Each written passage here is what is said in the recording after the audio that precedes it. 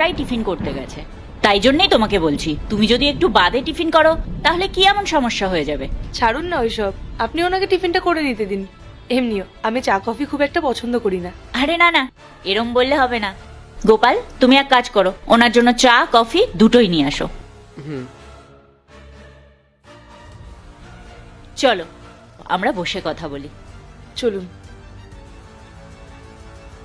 দেখো, আমরা যদি তোমার এলাকায় ফ্র্যাঞ্চাইজি দিই তাহলে কিন্তু তোমাকে প্রথম 6 মাস লস বা ব্রেক ইভেন ধরেই এগোতে হবে। আমি ইনভেস্ট করতে রাজি আছি ম্যাম, বাট কাইন্ডলি আপনি বাকিগুলো একটু দেখে নেবেন। হ্যাঁ হ্যাঁ, ওসব নিয়ে তুমি চিন্তা করো না।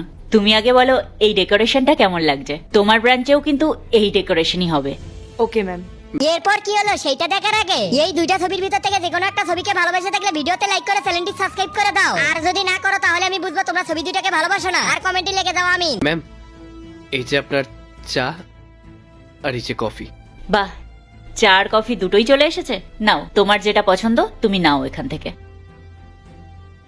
ম্যাডাম, এবার আমি কি আমার টিফিনটা করে নিই? আরে কি হচ্ছে গোপাল এগুলো? তখন থেকে খালি বলে যাচ্ছ টিফিন করে নি, টিফিন করে নি, টিফিন করে নি।